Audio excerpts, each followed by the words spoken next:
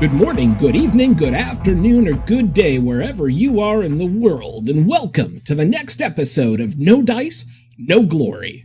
Sponsored by our jobs that actually pay us money, we're coming to you not at all live from an abandoned arms factory deep under a mountain in West Virginia. We are proud to proffer to you the finest in wargaming coverage. Without any further ado, let's get this show on the road. Well, thank you, Sean. And we're here once again, your No Dice, No Glory crew, coming to you from our homes. With me today is my talented No Dice, No Glory crew. First of all, we have Tom Chairborne Mullane. How you doing? And a newcomer on the, not a newcomer to the podcast, but a newcomer to the studio podcast, Glenn. We got to think of a good nickname for you, Goddard. Hey, Glenn, what's up? Hey, how you doing? Yeah. So, I mean, it's like we don't have Tom Burgess.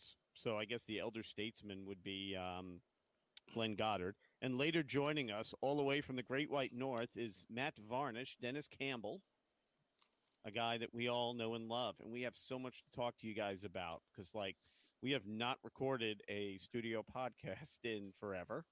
And a lot of great stuff has come out. Yes, it has. And I think we've been playing games. So let's just catch up on all that. So first of all, we're going to talk high level on Free Nations and what that means for the meta, for Team Yankee. And then we're going to get into a little Fate of a Nation, which I know a lot of people are excited about. And with Dennis popping on, Dennis played Fate of a Nation against Nam. So I really want to hear how that went. He just got finished with his games. He'll be on. So let's kind of start it out. So, like, what have you guys been up to? I'm just getting a lot of stares. Well, I've been really tournament busy. I did 2 mid-war tournaments in the last 2 months. One of them, Flames of War. Yeah, Flames of War, version 4. It took a little while getting used to mid-war because there's some differences in the rules between late war, and I've been playing a lot of that. First tournament was up at Kirwan's in Catskill. I decided to take the prettier list that I had as opposed to the better one, and I paid for that in game terms. But it looked pretty while it was losing, and I had a good time. What was it? It took like 2 formations. One of them was a Grant formation. The other one was a Crusader formation. It was 100 points. I just got so I played one of my friends from up in New Hampshire, Joey Lederette, and Joey was a real gentleman about it. He took the Tank Destroyer formation in round 2, and he beat me up so bad that we actually had a moment I've never had in Flames of War before, where You cried. I did cry. I cried bitter tears of failure, but he shot me off the board by the 3rd turn, and I had reserves coming on. So because of the rules, I'm not out, but he had killed close to 20 tanks in 3 turns, and so I literally didn't have a team on the table for like a turn. We almost had a point where we had to wait for my reserve rolls to see if he would spend an entire turn just like chilling out. And it's bad when he takes you out for a beer afterwards. So yeah, he bought me a beer because he's a nice guy. I don't know where I finished, but I won Best Sportsman, so I'm always happy to get one of those. That means people like beating you, yeah, that, right? Yeah, I know. That's a good time. Yeah. I think he gave me Best Sportsman for the Team Yankee tournament last year when I got my leg stuck in a chair, which is how I got my name in the first place. The chair attacked you. We were all there. Yeah, you saw it. You saw it come after me. Yeah, that was... you guys played a game, the 2 of you, right? Well, Glenn lives nearby. So we actually played earlier today. We played a little BattleTech. So a guy that I work with, Daryl Myers, actually helped produce some of BattleTech, and we played with him, and we could talk about that in a minute. We also played a Rev War game, how would you say, Glenn? It's a board game using the Command and Colors, but this is Revolutionary War. It's called Tricorn. Yeah, it was. I would say it's a board game, but have cards that increase the variation of what happens and what you can do. It's kind of like an order system. I liked it. Yeah. I really want to play it again. That was a lot of fun, especially and I don't want to beat Daryl up, the guy that showed us BattleTech, but like you and I kind of were into the swing of things, and it was fun, and that's why we play the games. Now, I don't know. I wanted to try BattleTech, and it is just, we also started getting the swing of that. I think our second game, but man, that's a lot of stat tracking. What did you think? I think it appeals to engineers. It's a lot of numbers, a lot of dice rolls, a lot of little pips to color in to say, what you're doing. But that's old school, right? We were playing that in the 80s, and it's a game like Blood Bowl that just keeps coming back every few years with here's an updated version. So there's a lot of guys out there that still have their figs, and they're always ready to break them out and have another game.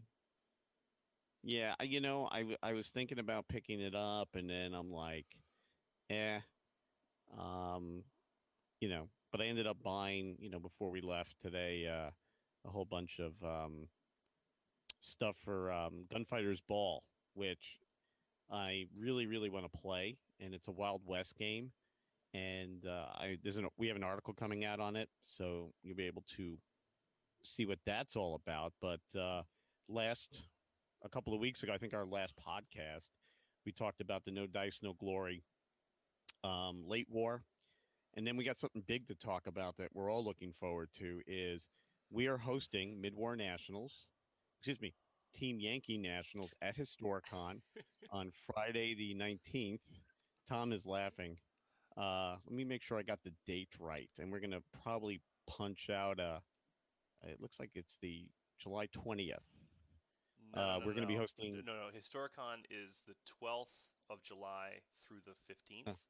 So we would be on July the 13th, which is a Friday the 13th. Right, Friday the 13th. If you show up the 20th, there'll be nobody to play. Yeah, but it'll be a nice, Pennsylvania's nice that time of year. So it is, and it's 64 points, all legal lists, and we're going to post. Glenn? Yeah, and that's actually what I've been working on. I expect there's a lot of people working on. What are their lists going to be for Historicon at 64 points? Personally, I'm going for the Marines. I think the Marines can bring a lot of stuff at 64 points. So it'll be really interesting to see what everybody else is doing. But, I played even against a BMP horde, and those Marines were at least able to fight a BMP horde to a standstill, which I consider a victory. That was against Chris Jackson. So, not to rub this in, but I just almost have to. So at what was it? Cold Wars, we also hosted a 64-point Team Yankee tournament. You had your Marines there. They didn't do so well. Well, we have, we play with dice for a reason, but the tough guys to beat there were the East German horde, and I think there's a lot of people still trying to figure out how to counter that. I've played against some of those big ones, how many tanks can the East Germans take if they max out at 64? 20. They could probably take 30 tanks. It's got to be 20, 30 tanks, and even if I take Leo 1s, my armor's not going to hold out against that. I just die. You have the M60s, which what's the AT on the T55? 19. Is it 19 or 17? I think it's 17. It's pretty low, but the actual problem against the East Germans is the BMP horde, because the guy can run up his BMPs, and even if they die, he dumps out a whole bunch of infantry right on the objective, and then you got to fight whatever it is, 24 stands of infantry or something crazy like that.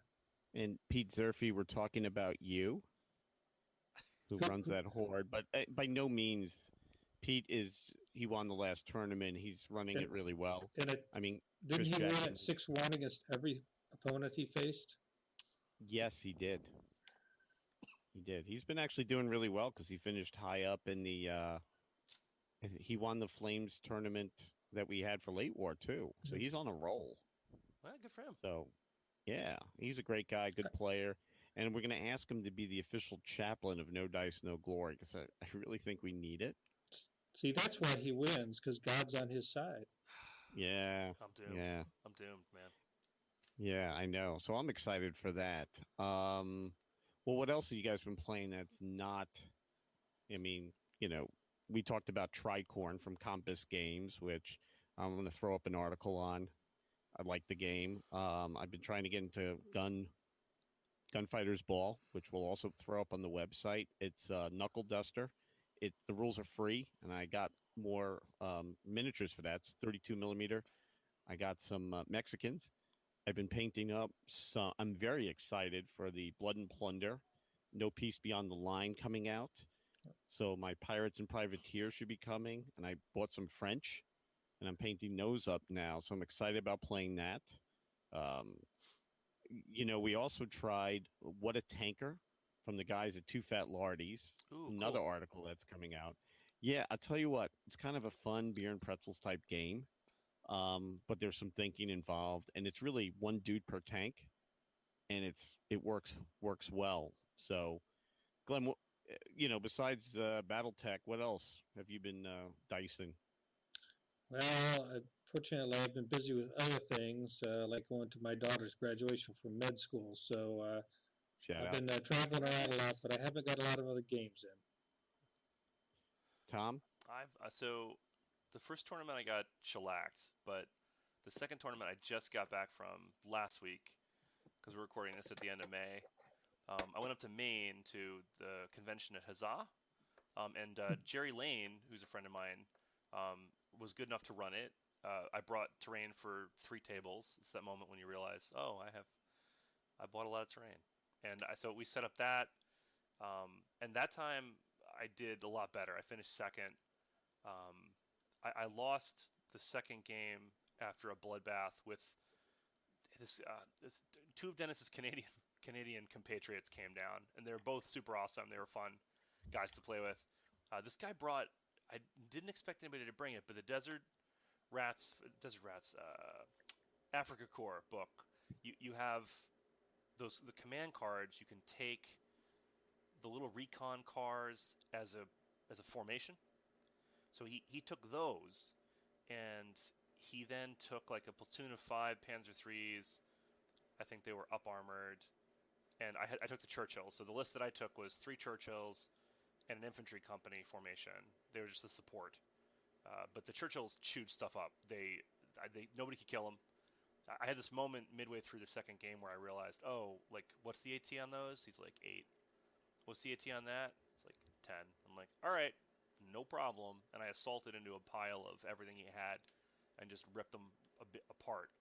And by the end of the game, he had to break my formation. He killed every piece I had at the table down to like 2 dudes. So I had a great time up there, and Jerry was great to run it.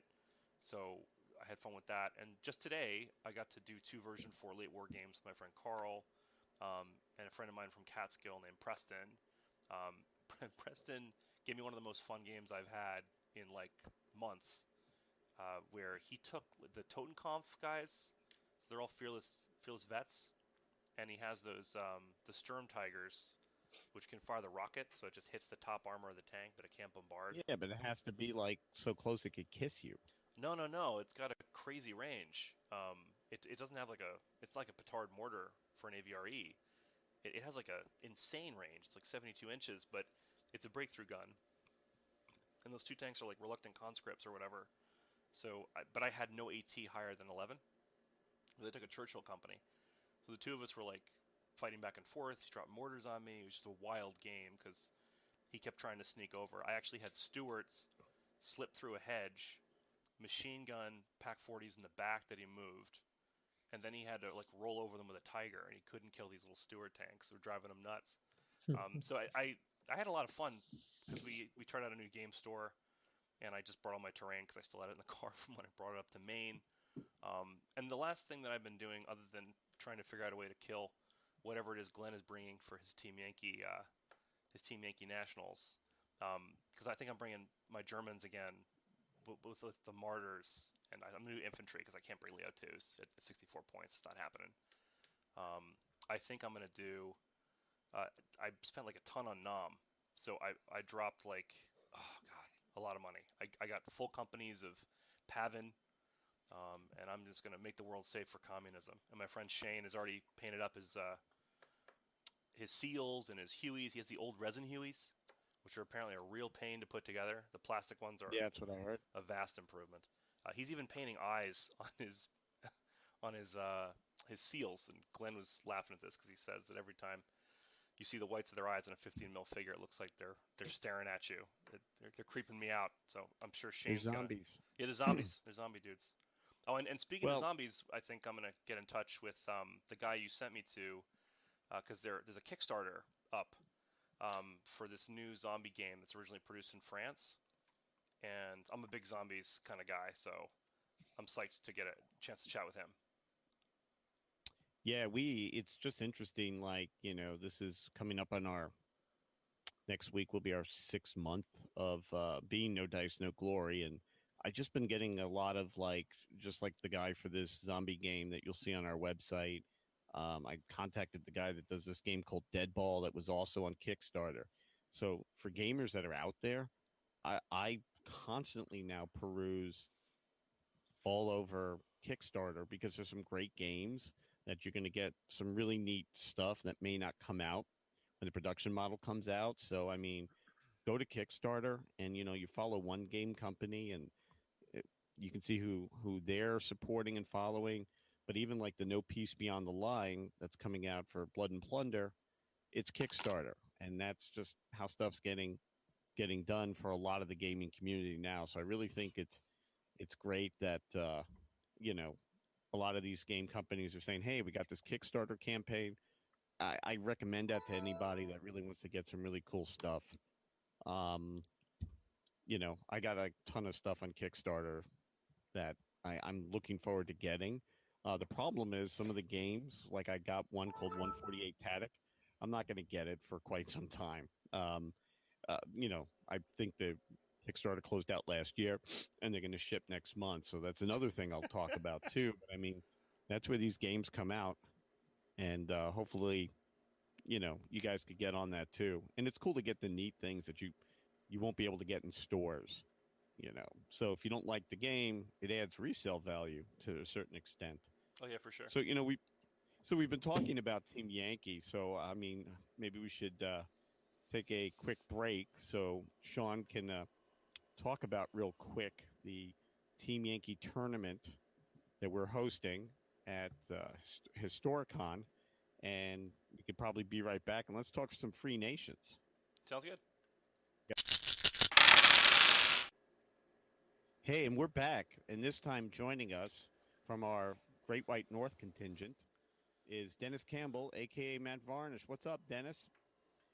Hey, not too much. It's not that white up here. It's pretty hot and humid, and I just finished literally just driving home from playing a couple of games, but we'll talk about that later.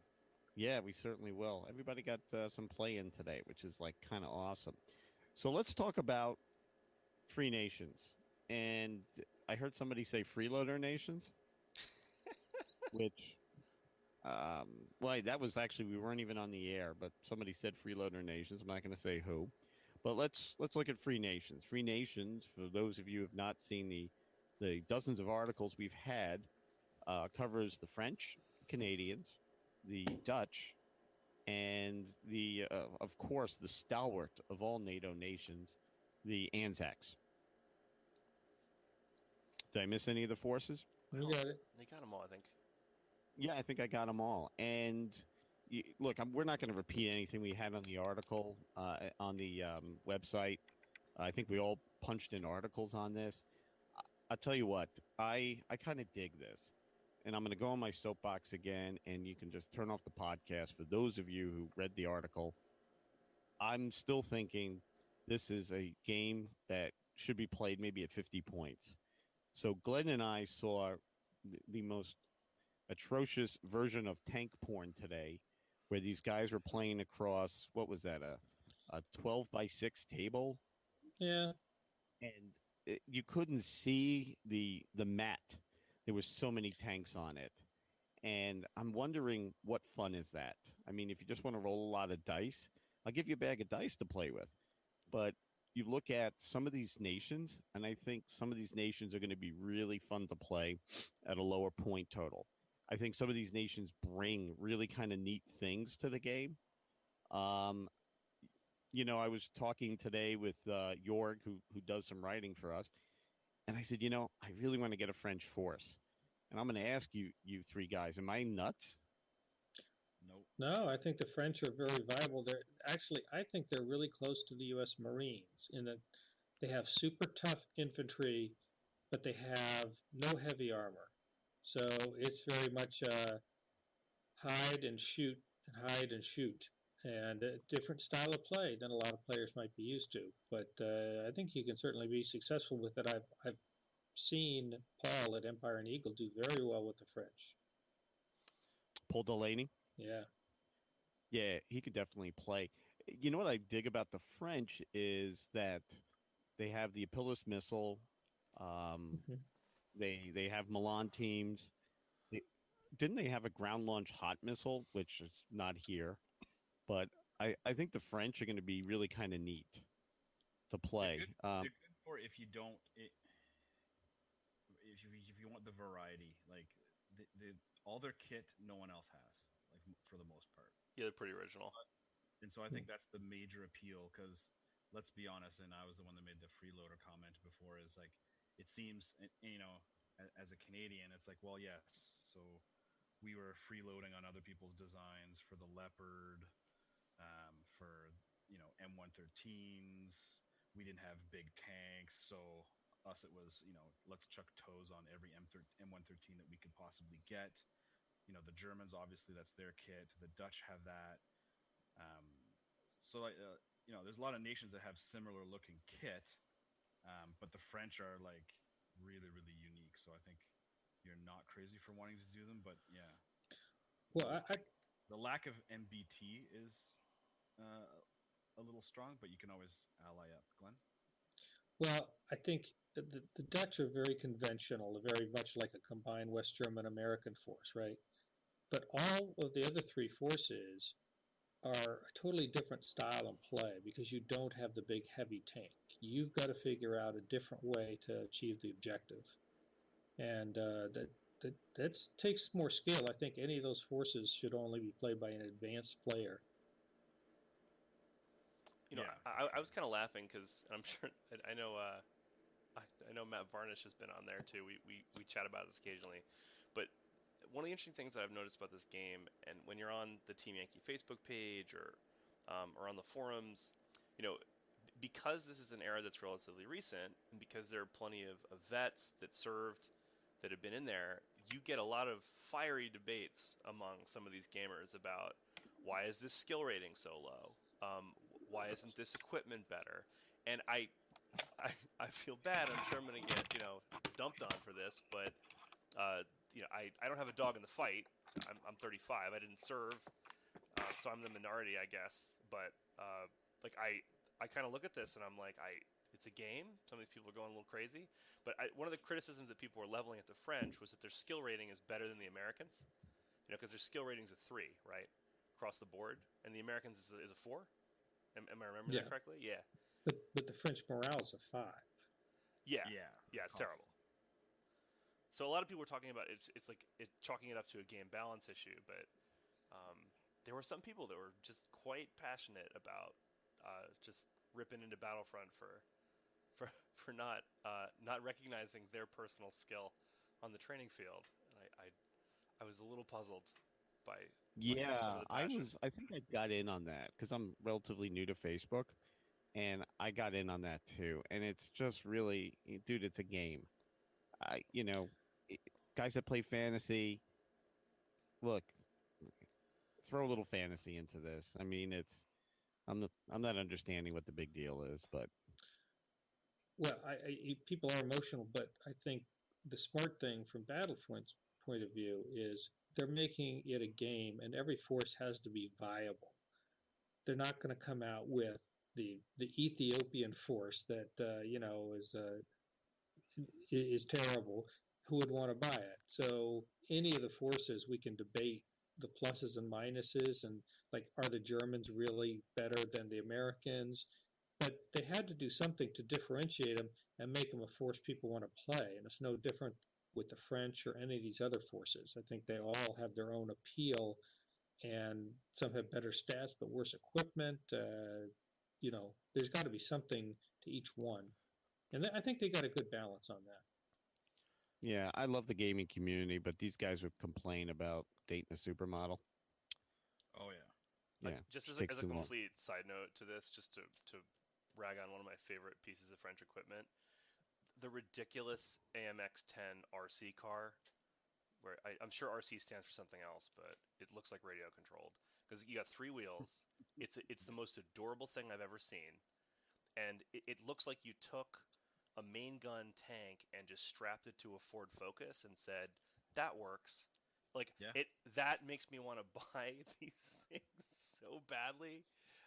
So like me and Mitch can play in a team tournament, and I'll run all the RC cars, and we'll drive the French to glory. We can. The French have a lot of 18, 19 shots. I mean, it's super cheap. Yeah, in the games I played against Christian, the guy who submitted the France article. Yeah, it's no joke. If you layer your different ranged, because there's the different ones, right? There's the Apilas, there's the 82 mil, and then there's the Milans. There's no safe spot because normally, if you charge in and be within the Milan range, and to force him to blitz back to be able to shoot you, well, the other stuff is still zinging you. But I mean, I poured enough machine gun fire into there, and I did end up assaulting, and I was like, whoa, 5+ morale, boom. You also love the Milan section. Like I love that in other forces, it's more integrated, or you have to pay extra to bulk up a platoon to get those kind of integrated AT assets. But for this, the French are just like, would you like 8 Milan missile teams? That would be 11 points. And they just like, it's like, okay, sounds good. There you go. That's a really good accent. I tried. I'm working on it. I was practicing. Yeah, it's really good. I think to go up Quebec and try it. Yeah, I'm sure. Yeah. I'm sure it'll go great. Yeah, we do get a lot of hate mail, like with some of our cast, but it's okay. Like I said, they complain. It's fine. We're used to it. You can call us whatever you want. So, what do you think out of all these lists? Which ones are we going to see at Historicon, Team Yankee Nationals? Which ones are we going to see on the table? Canadians and French. You think we'll see the Canadians? Oh yeah, the ADATs and all those MTOs, and then you can ally up. It's pretty nuts. Yeah, but are you going to see them at Historicon? Because the models don't come out until July. Oh, sorry, not this year's Historicon. You're correct. We won't see it this. I think we're going to see a whole bunch of Dutch. I think that because the West German players, like me, that want to try something different or sort of fiddle around, might get a piece or two here or there and say, I'm not repainting them, but these are Dutch tanks. I think we'll see at least a few of those, but I think the bulk of people are going to play what they have painted for this Historicon. I think we'll see a pile of Americans because of stripes. I think it'll be more Americans than anybody else. That's my prediction. And Mitch can feel free to make fun of me when we get there and we see 1 million Canadians showing up. Very excited to boot everything. No, I think you're right. It won't be this time, but next time it will. There'll be a lot of Canadians. I think that list is strong. Yeah, I think so too. Well, I wonder if people are going to see Pete's success with the East Germans, and we'll see a lot more East Germans show up. Yeah, I you know what it is? I think if you have the shots to put down range at Pete's horde, and some of these newer lists do get that, I don't think Pete played against the Lav company, right, who get a lot of shots. I think that you could stop his stuff cold. My fear is that the meta slipped again. You see, here I am mentioning meta, and it won't be the horde anymore. It's going to be these infantry-based forces that can withstand a big tank attack. But I guess we'll see. We'll see. I would say that the BMP hordes are an infantry-based force because, again, they run up with those BMPs, which can kill you. But if you kill the BMPs, you still have to face 20-something stands of infantry that are in your face. Yeah, but it's East German infantry. Yeah, I guess you're right. We'll see. I think they haven't changed the artillery rules, so the artillery rules are not version 4 artillery rules, and I think that the British, the big blob of British infantry with all their missiles can just dig in like a tick. Their assault machines. Who won last year? Was it Ben Goebel? Who won with the Berlin guy? I forget The British. The British guys, because he had the Berlin brigade. Like, he had all them special painted. He did such a beautiful job. Yeah, and I forgot the great guy from Alabama that came in second. I think the highest placed German team was fourth. But the West Germans were there were more West German players than any other. Yeah, but here's my thing, and a lot of guys are going to hate me for this, but I think you need to be a really good player to play that West German team. It's a small force, man, and I think, like, I see a lot of guys that are just grabbing the West Germans. Yeah, okay, that was my first Team Yankee force, but I think you got to be a good player to play with such a small force. It's going to be very tough to play West Germans at 64 points. Because Thank God. You're definitely not taking Leo 2s at that level. No. Or not many, yeah. Or even like if you're Americans and don't want to run the newer stripe stuff and still like M1s and A10s, well, at 64 points you've got, well, here's my 10 models. So it's I think we're going to see. I think we're going to see a ton of Americans. I just like Tom said. So overall, what do you guys think of the book? I liked it. I think it adds a lot of depth to the Allied forces. Like, the West Germans had their own flavor. They came out with the Panzertruppen book that really bulks them up. I think that I've got a lot of options if I'm a West German player. I think the reason you saw so many of them at the tournament was because that was the new hotness at the time, and a lot of people had decided that that's what they wanted. The standard book for the Americans and the Soviets is also pretty vanilla, and I think that since Stripes has come out and Red Thunder, I think we'll see much more of a blend of those three. But I think this book is great. I like the kind of idea to bring a horde force for the Allies. I think that the big thing you really need to have them bring the Soviets up with some. I need the Czechs. I want the Poles. I've heard a lot of people saying that they want another Warsaw Pact book, and I'm looking forward to seeing that when it comes out. Well, I don't want to make a spoiler, but I can say with some certainty that people are working on a Polish book as we speak. Ooh. Cool. So, that's all I can tell you. And we may have to edit this out if people get upset. So, we'll see what happens. I like the book. So the one force we're not talking about are the Anzacs. The story of their inclusion in the book, that they were there for training, got to be honest with you, it's kind of implausible. But is this going to be a force we're going to see on the table, or do you think the historical purists are not going to collect it? Like, what do you think their role is going to be? Well, I just don't think it's that viable of a force. I mean, their equipment was even behind the Canadians, so. Yeah, and we know what the exchange rate is on the Canadian dollar. I think the Aussie dollar is worse. Yeah, I think so too. Yeah, they have good stats, which I personally agree with. I mean, they're fierce fighters, but they did not invest in their military equipment very much, and so it's mainly kind of old school. I don't think they even have a lot of anti-tank missiles in their force. No, they don't. Yeah. Well, I'll tell you, Scott is chomping at the bit to play them just because he's like, finally, I can, he goes, I don't care how plausible it is, I can run my Australians with some allies. So he's well, and that's exactly what you might see is a guy will have a formation of Aussies, but they're part of a U.S. force or West German or something else that gives them some oomph. Yeah, I mean, I think, as much as I think the French are really unique, I think we're going to see a lot of the Dutch. I just think the Dutch are interesting. Plus, look at the names, the Verkennings Squadron. I mean, it is voted by the Dutch themselves the worst language in the world. I think we're going to see a ton of neat stuff. I mean, they have a missile shooter that shoots a hammerhead, which is a great special rule. I think people should take, like, if you haven't invested in a force yet, look at the Dutch, because I think at the higher point, they have the Leopard 2. At the lower point, they got some really neat stuff. I mean, I think their infantry is a little lacking, but they have Dragon missiles. Well, so excuse me. I mean, it's small. It's not a very big infantry force like the Marines. I think they're potent. They have all those weird turreted, what's that? The YPR 765. Yeah, I love those things. They're great. Yeah. Yeah. It's like a better martyr.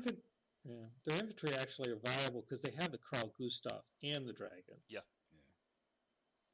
Yeah. So I think we're going to see the freaky deaky Dutch quite a bit. Also, I'm looking forward to this book. I think it's kind of neat. It does suck that most of the models will not be out for Historicon, but I bet you we'll see one of each of these lists at Historicon.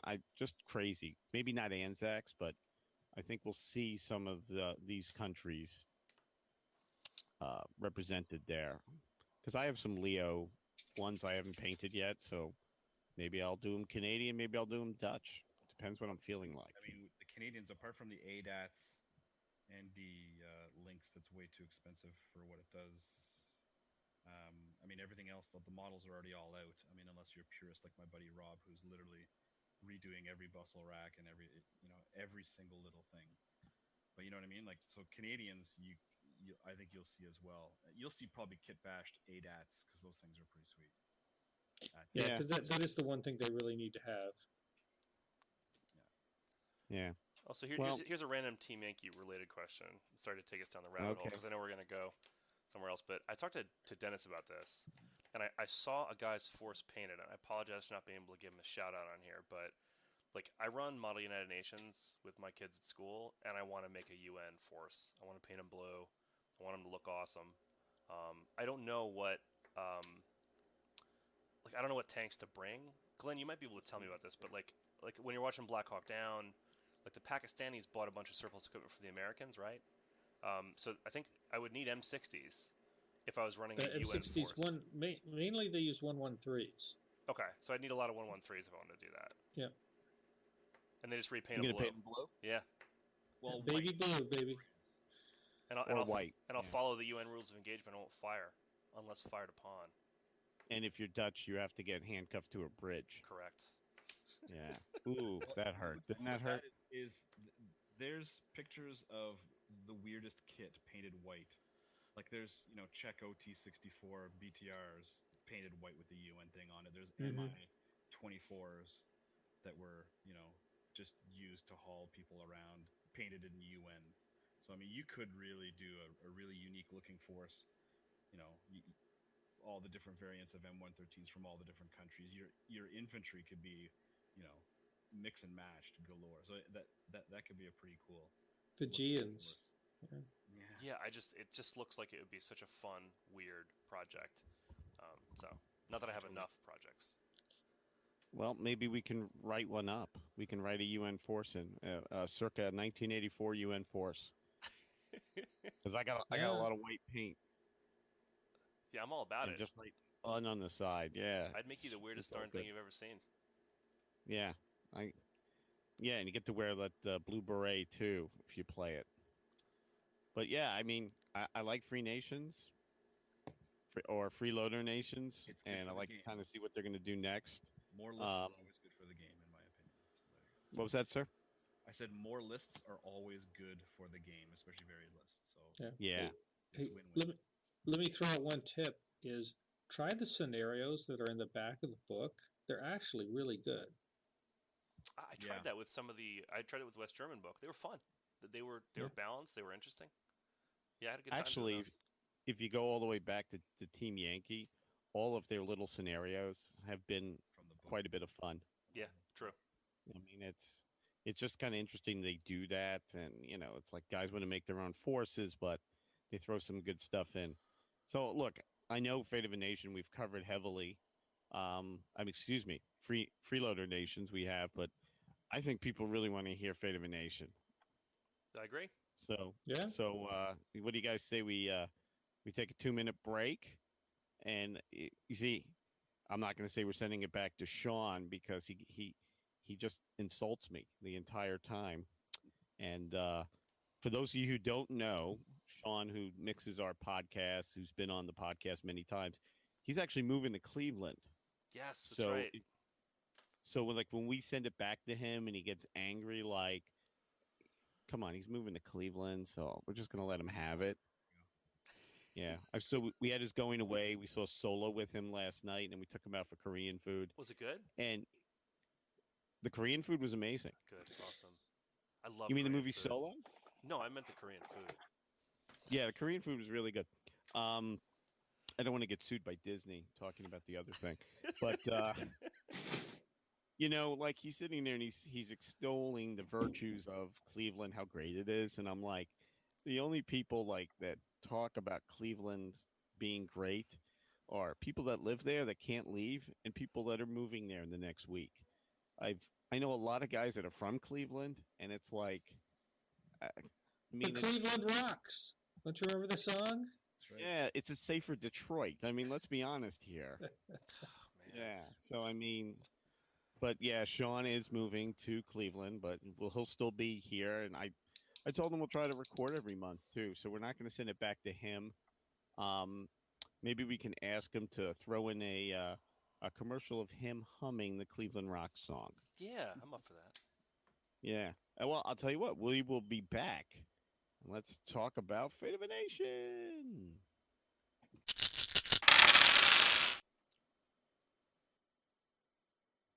And we are back here at No Dice, No Glory. We've got Glenn, we've got Mitch the Meta Reed, and we have Matt Varnish, a.k.a. Dennis Campbell, a.k.a. my Canadian arch nemesis.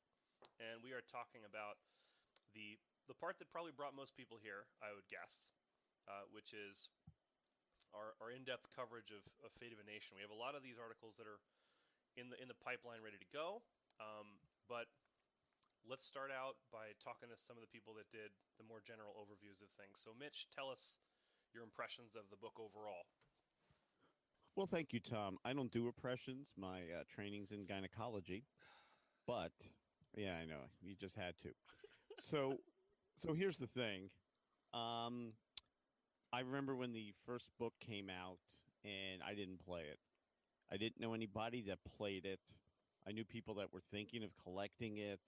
Um, didn't hear good or bad about it, but I think I make the comment in my article that will be out before this podcast. If you had a tournament and 20 people showed up, you'd have 18 Israeli players and two guys that were able to afford the 60 tanks that you can throw on the table with some of the Arab nations.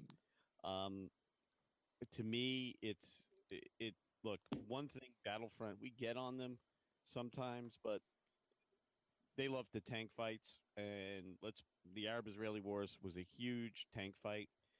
The original book focused on 67. This one, it's kind of a kludge between 67, 73. Hell, I even say you can field 56 forces in this, and we'll probably get to that in a little bit. This book also has the new standard rules for all the games. Everything will be moving over to this new rule set, which is a lot like version 4. It's a good, complete book. It, just like Nam, I think it's standalone, but also it's supposed to be playable with the forces from Nam because it covers the same period. There's a lot there in the book. I think that they worked hard to make some of the Arab nations competitive, which it kind of needed. I thought that it was not very balanced. I thought it was, yes, the Israelis only have 4 tanks, but, you know, they'll kill everything that's in front of them. I liked it. I'm going to save my criticism for it for a little later.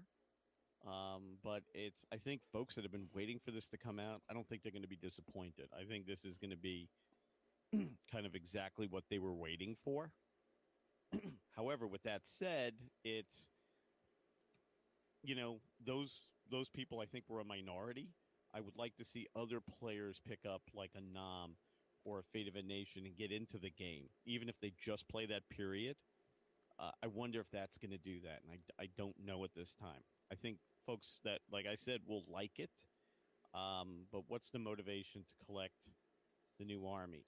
If I had $150 to spend, do I get a French force? Because I know I can play Team Yankee. I know a lot of people that play it. I'll use that. But I don't know if there's going to be a 60 to mid 70s event, or guys in my club, which don't really have one, will be playing this. So, I kind of wonder where this is going to land. You guys have also read the book. What's your impression here, Glenn?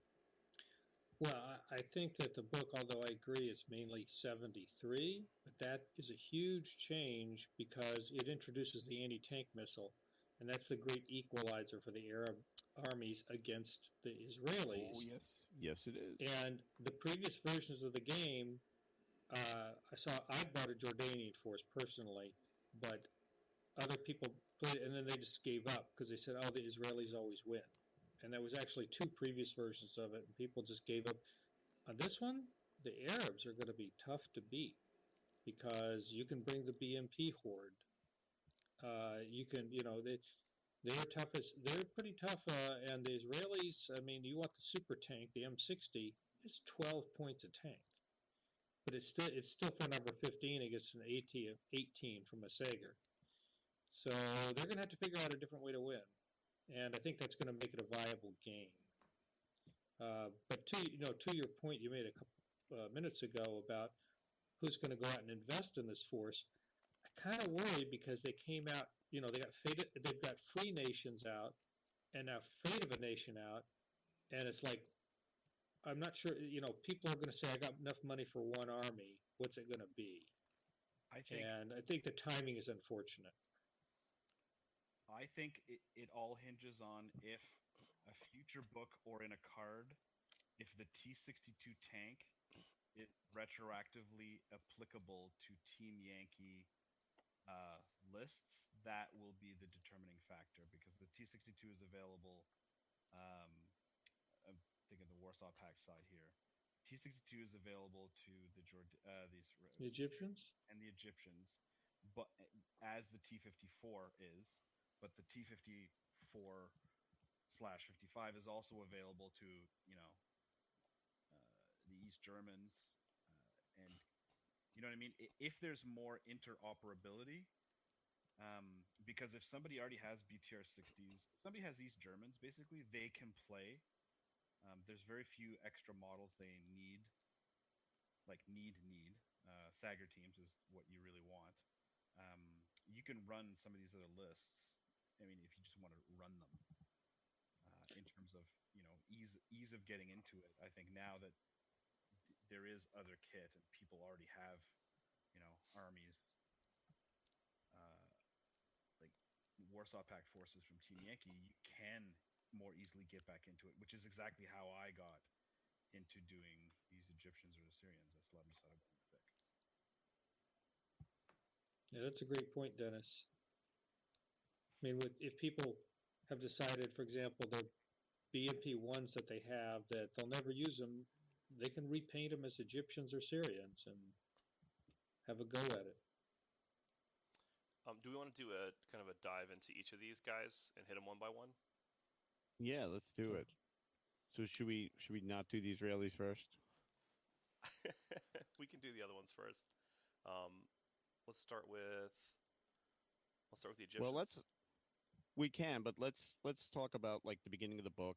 Like I said, it has all the rules, and then it goes into some of the special rules here. So I maybe we want to give some of those a shout out here. So while I'm pulling this up, I'll kind of mention that it does the same thing the non-book does, which is it makes this a complete standalone game.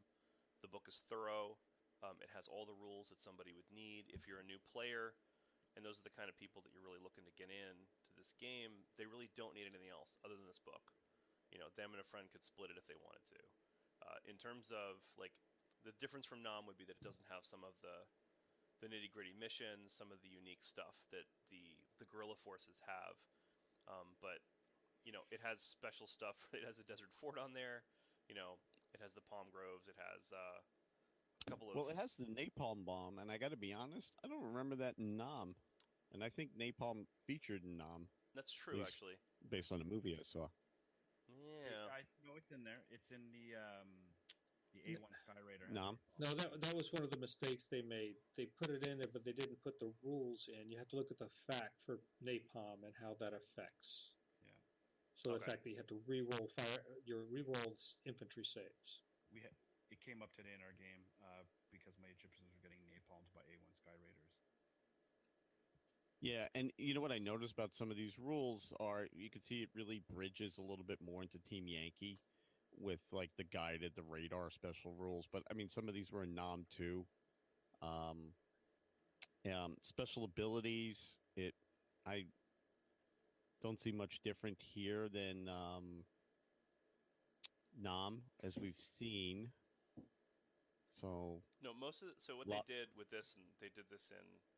So I think I mentioned this in my article, but I guess it's a point that's important enough that it bears mentioning. I think one of the things that Glenn brought up when we were speaking before we were recording was that this book seems to have gone in through. You had the Israelis are considered overpowered. Everybody brings the Israelis, and Glenn's saying they're not trying hard enough, which is a very dedicated, hardworking dude kind of thing to say. Then I think that they nerfed it the other way a bit, and you saw a bit more parity, and they tried to just fix it with points. But there's still a pile of like special rules that are sort of integrated into there that they don't. In the old book before this one, it became a complicated sift through to figure out, well, how does this boost the Israelis? How does this do that? How does this do that?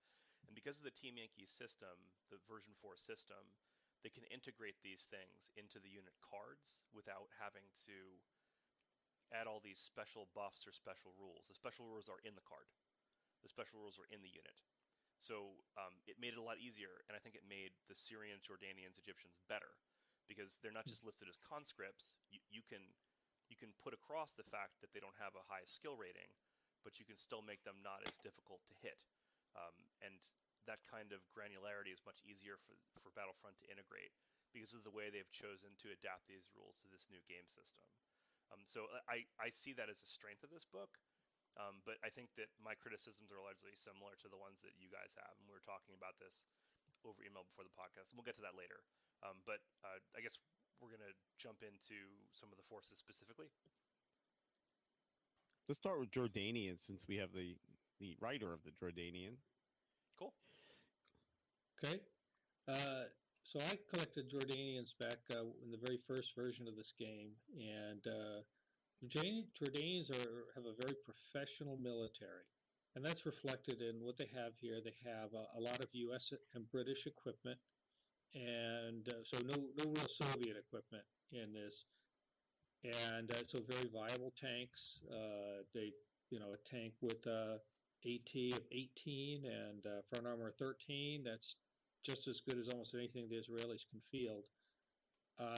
What the Jordanians do not have, which I know is a game changer we mentioned, is they do not have any anti-tank missiles. All they have is recoilless rifles. Historically, the Jordanians really were not very enthusiastic about this fight. They tried to actually stop the Arabs from attacking. So that's reflected in a morale of 5 plus and a very defensive force. So they have nests of 106 recoilless and HMG bunkers and barbed wire and minefields. They're very much of it's almost a stronghold type force from the old days. But I think very viable. I would certainly, I look forward to fighting Israelis when I get a chance.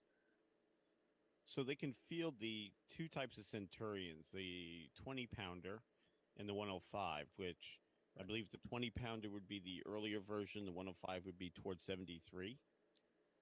Correct. And so the 105 is the one that we would consider a modern main battle tank, front armor 13, 18. So it certainly can take out almost anything the Israelis have. And so then, good tanks.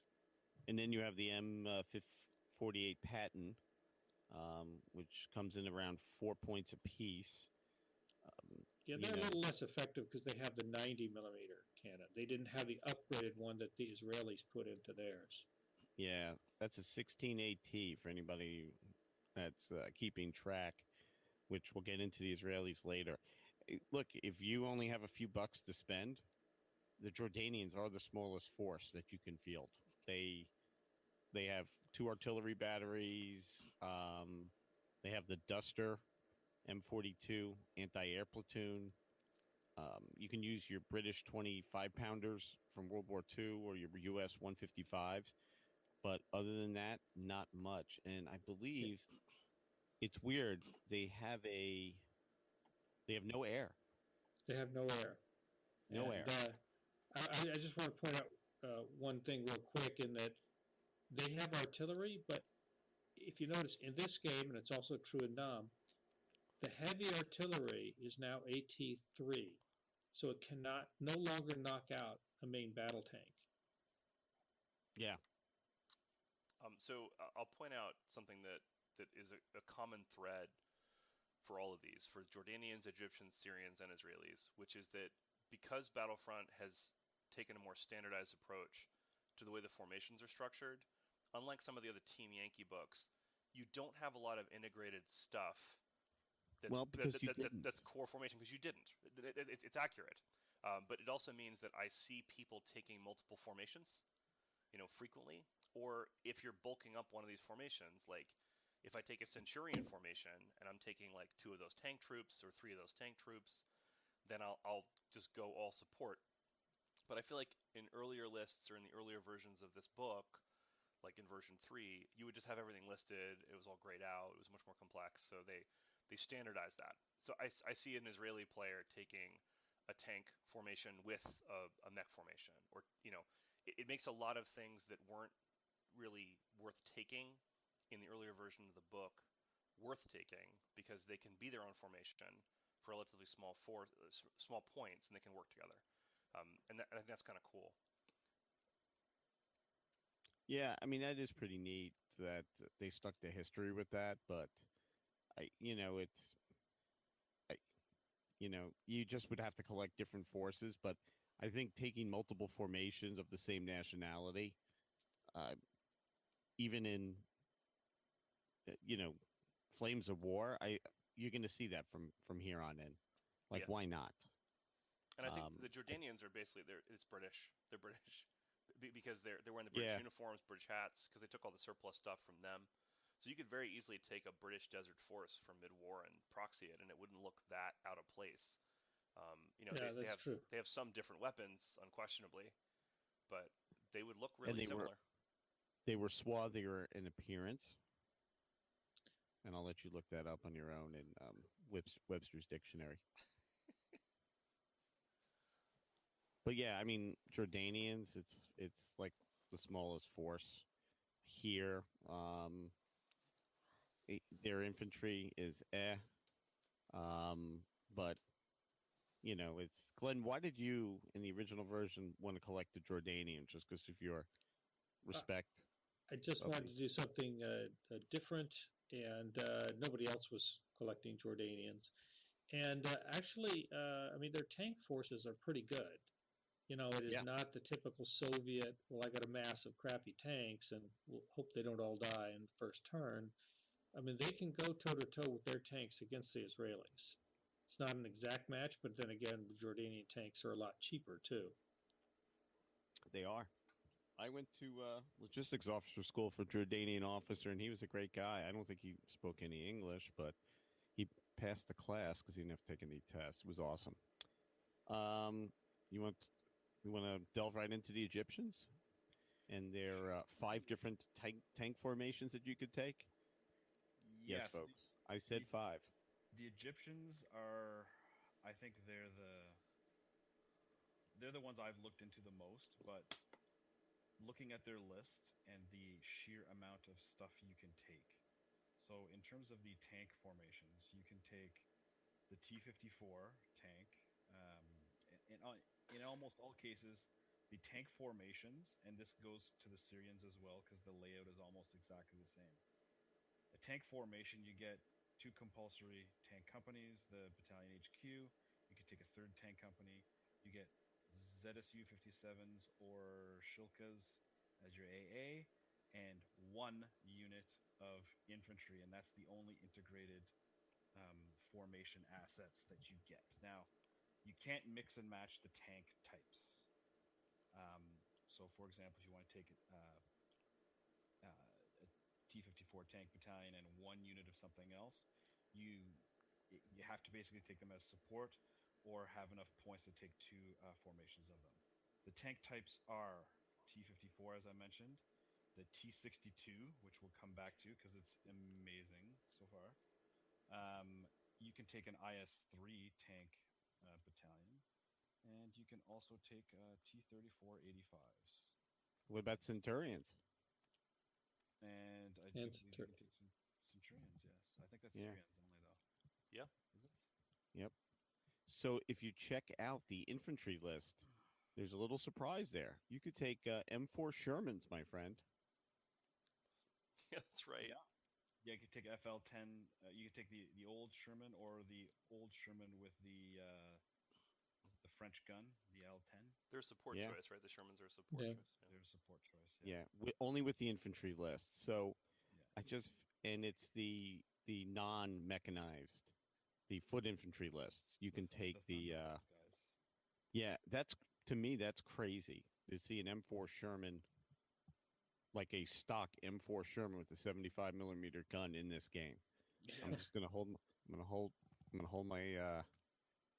my comments. So, in terms of because everyone's gonna want to know the stats. So T-54, much like all the other NOM era tanks, are front armor 13, side 9, top 2, and the main gun, the 100 millimeters, anti-tank 16. So there's a couple of variations here and there, like obviously the Centurion with the big gun is AT-18. There's some other weapon systems like the IS-3M sacrifices.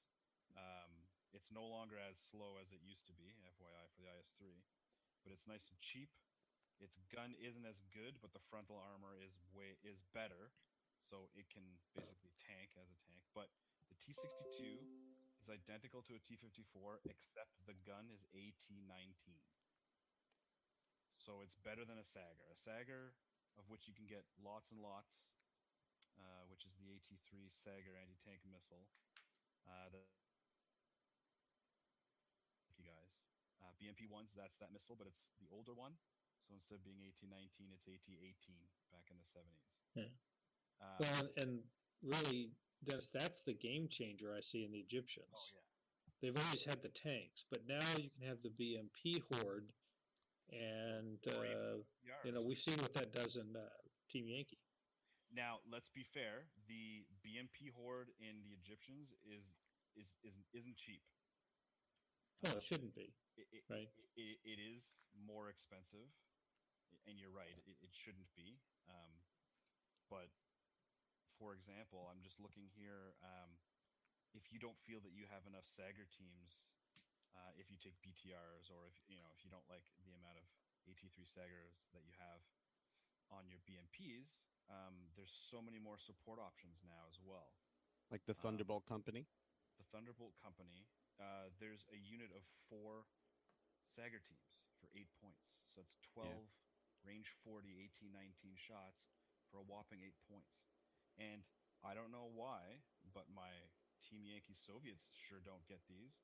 But the Egyptians get 6 tubes of 82 millimeter mortars for 2 points. Holy cow. So it's, firepower 4+, range 40. It's perfect for all those infantry guys that you'll be facing with, if you're facing other Warsaw Pact armed forces, there's going to be infantry, and you're going to, 2 points. So you can start pinning right away. Now, their drawback for the 2 points is their really bad skill of 5+. So ranging in becomes a bit more of an issue, but I mean, still, if you're pre-plotted in, or once you range in, there's also some other crazy options. The SU-100. You get SU-100s. You get 57 millimeter anti-tank guns. You get 6 jets. I'm just going to go straight to the jets. So instead of taking, for 1 point each, a MiG-17 has 2 anti-helicopter, anti-tank 6, firepower 4 plus shots, or bombs that are anti-tank 3 and firepower 2 plus. They're a point each. So, yes, there's no helicopters in the Fate of a Nation book, but as we were talking about the inter-exchangeability, boy, for 6 points, 6 MiG-17 Frescos sure does a killing on those U.S. cavalry guys because they just annihilate those helicopters or drop some bombs. There's what else is there? If we were talking Jordanius as the smallest choice, certainly the Egyptians have quite a lot. Yes, they do. Yeah, there's so much here. Now they take, if you notice, they take all these nests, these defensive nests, which I guess it's kind of odd that they have it because in '73 they were the attackers, but they're all hit up on a 2+, but they get the nest special rule. Mm-hmm. So, I mean, it's almost confusing looking at the Egyptians. They just have a ton of options.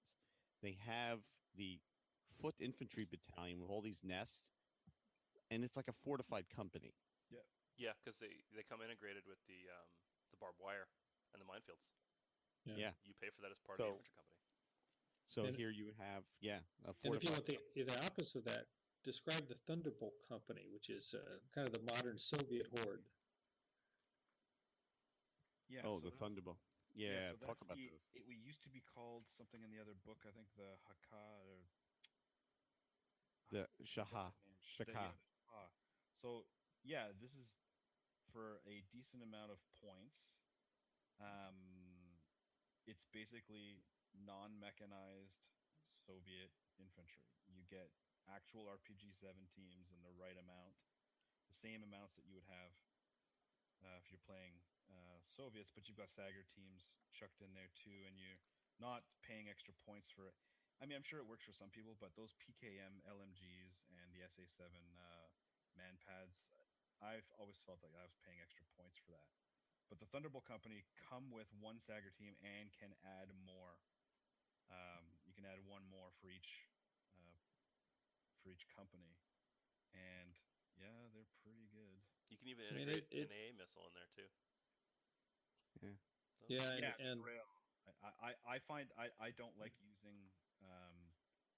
It's 2 points for one Grail missile. I don't know. For 2 points, you know what else you could get? 6 mortars. 4. Yeah, no, you can get 4 ZSU 57s, which I don't know why are cheaper than the ZSU 23s and are better to me in every way when And not for shooting at airplanes. I those think a in key America- point though in that is that you've got a 20 stand infantry unit, which we don't see anywhere else in Team Oh. Yankee. Yeah, Mm. it's not. Good luck. How does the Israeli player stop that? Well, it's not mobile. That's one thing too. But if you also notice, the Thunderbolt Company, being the special forces, has a courage, morale, and rally of 3 up.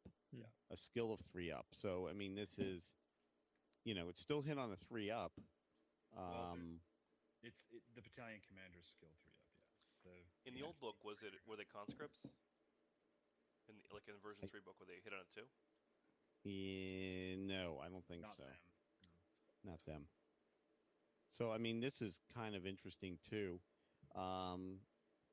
Even their infantry, you have the 2 flavors of infantry. You have the BMP-1 mounted and the BTR mounted, or the foot mounted dudes. We talked about the support options, including the Su-100s. They have the BM-21 Hail rockets. I mean, this is a pretty big force, and I think folks are going to have folks that go Egyptians. I think with the missile love that these guys get, I think you're going to see this may be the new IT force, And you the can still check out anti-Israeli force. a ton of T-3485s for Yeah, how many can you get? almost 1 points. Total, it's a very large amount, but in terms of how many points they are each, 10 for 10 points. yeah, They're a about point 1 apiece. point each. Yeah, they're 1 point each, and their anti-tank, I believe, is 12. So they're basically T-55s. You could take 31 of those tanks for a bulked out formation for 31 points. And we all know that any tank can get killed from the side. Yes. Yep. Absolutely. Yeah. So you mentioned the T62. Yes. So why do you like the T62 in this game? Because its gun is AT-19, and it's not that many more points than the T-54. So just looking at the Egyptians, 10 T-54s in one unit. It also seems that there isn't like the economies of scale like there was in the Team Yankee book. It's by and large they're roughly the same amount of points. So 39 points buys you 10 Egyptian T-54s. Okay, But you have to get two platoons. They're skill 5 plus.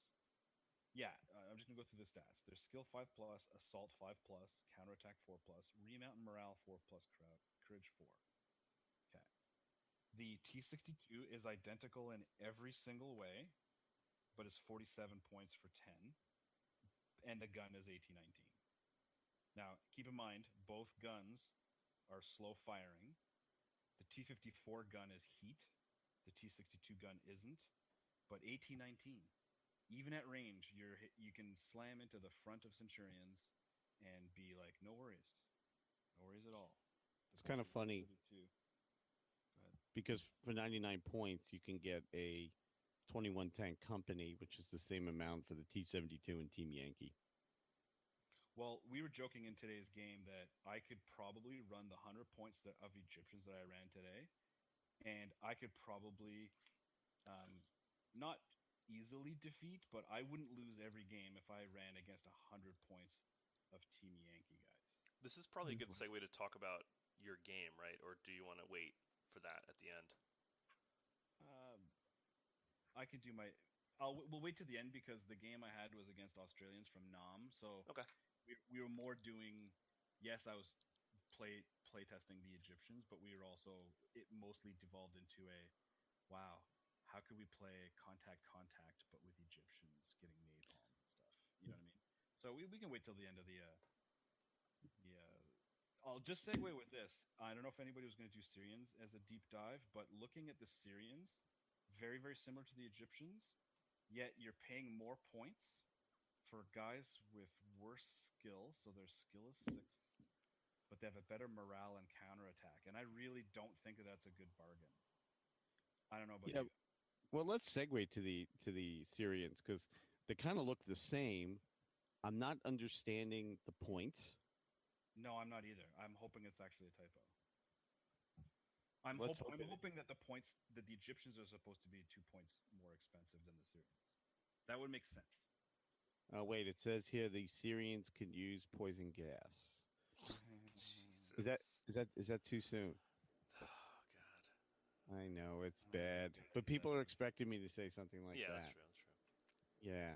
So yeah, let's talk about the Syrians too. I mean, you hear Syrians, unlike the Egyptians that get 6 different types of tanks, you can only get 3 here, and it's the 54s, the 62s, the 34s.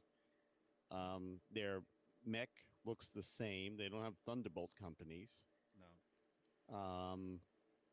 Mitch, did you see the one real key difference? Only force I know of with skill of 6 and everything. Yeah, but they're more expensive somehow. Yeah. But a skill of 6. That's. Oh, I know. Even skill of 5 with my Egyptians, I was like, well, that sucks. It hurt. It was good though. I mean, it was a good mitigating factor. Oh, Syrians also get Panzer IV bunkers. Yeah. Woohoo! When would a tank company use its skill if it's trying to blitz or right? I'll tell you this. I had a situation where I had my T-62s shooting in the front. Centurions were coming from reserves. The guys that weren't killed or bailed out, I wanted to turn my turrets, shoot without the slow firing penalty, and then after that, shoot and scoot and turn my hulls. And doing it on a 5+, I was like, I mean, it was a gamble, but I mean, with Syrians, you'd like, yeah, there's no chance in hell. And they're more expensive. Like, I don't. So what is it? So the skill is worse. The skill is worse. The counterattack is 3+ instead of 4+, and the morale is 3+ instead of 4+. Yeah, instead of 4+. Yeah. They're both hit on the same amount. By and large, their equipment is the same. The equipment layout, like in terms of The BTR 60 mech company is identical. It's 1 point more for the Syrian one, which is worse and has the same. It just doesn't make any sense. It's a trade-off. I think that as a tank company, you're less likely to use that skill rating, and it's worse. It's true, but the tank company is more likely to use a morale rating or a counterattack rating if it's charging in infantry, with the T-54s, the T-62s. That's probably why they priced them higher. I'd be curious to see how they play in the table. I'll tell you this. I wanted to do Syrians originally, but then I realized they don't have IS-3s, and I have 6. I built my IS-3s today, spray painted them today, and then played with them twice. So I'm unfortunately I think I have to go with Egyptians just because they have more kit, and they're not priced ridiculously, and they can take IS-3s, which I have 6 of. So yeah. I think that made my decision for me. Although I love the Syrian camouflage, it's just so cool. Well, you could paint your Egyptians that camouflage. Nobody notices. I'll just add more tan when I go to do it. But yeah, I don't understand the Syrians. Dennis, how this way. Do the Syrians? So the Syrians have. I'm trying to think. Do the Egyptians have a ZSU 57-2 AA company? They have that too. Yes. Yeah. they do have one different thing. They have a PT-76 platoon. I don't think the Egyptians had that. They do. I Oh, ran it. oh, they do? They do, yeah. And it's let me see, and it's probably cheaper. Hang on. The Syrians is 8 points for 6. The Egyptian ones are 6 points for 6. So you're paying 2 extra points for skill 6 plus spearhead. What's that morale? That's what you're paying for, is the morale. Yeah. The morale and the counterattack. Yeah. Which is pretty good. Again, I've been wrong before with the Italian Breccia mortars. Maybe I'm wrong with this, but to me, I'm like, man, I would go with more points to spend on more models than I don't know. That's just if it's me, I would take the Syrians over the Egyptians. Yeah. Because if I'm Why is that? If I'm assaulting, I want a better counterattack rating. And if I'm getting beaten down with these expensive forces, I want a better chance that they stick around. I'm willing to pay a point more for that. See, I'd rather have every point saved as in maybe an extra 18-19 T-62 that I could field. Yeah. I don't know. Again, I could very well be wrong, but I mean, the Syrians do have the Syrians have the same cheap jets. Yeah. So unfortunately, that's my take on Egyptians. I'm really loving the Egyptian list. Maybe I'll be sold on the Syrian pointing, but they don't have IS-3s. So, and you know what's weird? You can't ally like you can in the Team Yankee books. Like you can't take a You can't take other nations, because if I could take an Egyptian IS-3s but it wouldn't make any sense, right? Like they wouldn't have IS-3s in the Golan Heights or whatever. So No. Yeah. It would have been cool to have, but it's just one of those worst things. Well, I mean, unlike Team Yankee, where you can take an allied force to cover for a glaring weakness, the nationality that your plane has. In this, you just got to make these lists work. Mm-hmm. Unless, of course, you're the Israeli player. Ba-ba-da. Should we transition that to? Sounds like a segue to me. I don't know about you. Yeah. So I did the write-up on the Israelis. There's a lot going on. Holy cow. So this... They also have 6 different types of tanks. They do. So the formations that they can field, they can and you can make fun of me for mispronouncing these because I do not speak Hebrew. Just the go ahead. How do you say that first one? The Shayat tank company. Sha'at. Mm-hmm. Which are Centurions. The Centurions. The Magach, which are the Pattons. And they have a Magach 6 company, which are the M60s, right? So the regular Magach is the M48s. The Magach 6 is the M60s.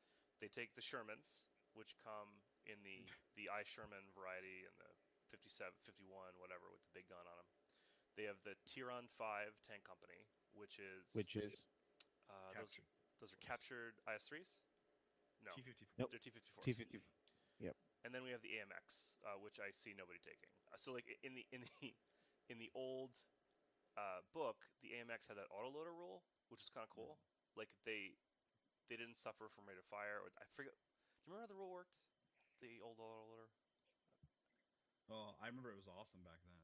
it was fun because they were these little glass cannons, but they could like pump out a lot of shots, and then they would have to like shoot and scoot and reload, get out of the way. It's like World of Tanks. It was kind of cool, but that's gone.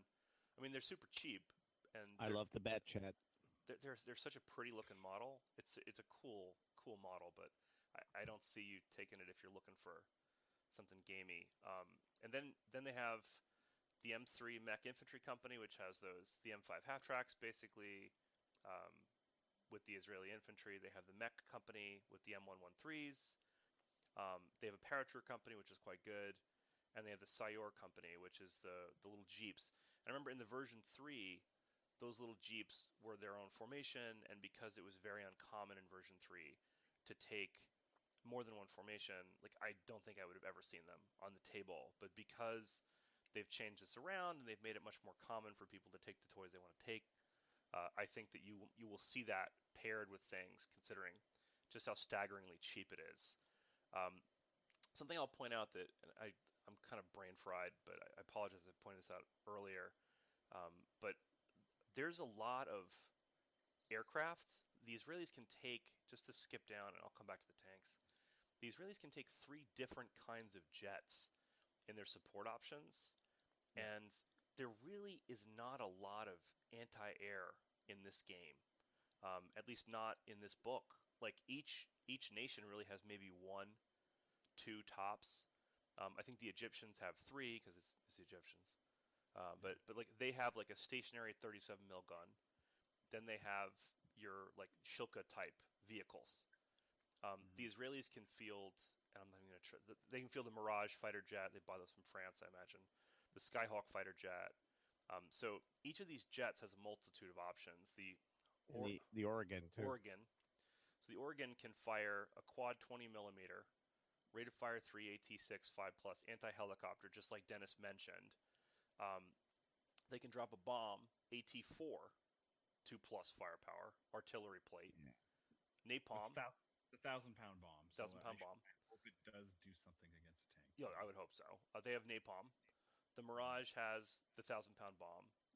And they all have 1,000-pound bomb. And the Skyhawk has the same thing, and it has cluster bombs, and it has napalm, and the 20 mil.